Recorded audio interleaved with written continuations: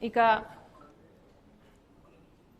ఇటీవల FBI securities exchange commission అంటే అమెరికాలో ఉన్న సెబీ ఈక్వివలెంట్ సంస్థ అవినీతి జరిగిందని అదానీ గ్రూపు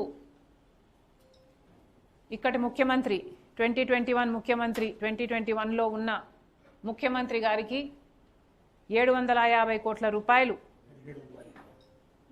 1750 కోట్ల రూపాయలు లంచం ఇచ్చారని అక్కడ వాళ్ళు కేసులు పెట్టి ట్రయల్ కూడా మొదలు పెడుతున్నారు.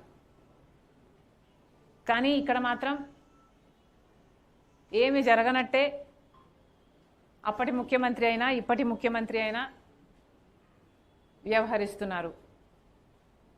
చంద్రబాబు గారైతే అసెంబ్లీలో ఈ వ్యవహారం గురించి మాట్లాడుతూ కనీసం అదానీ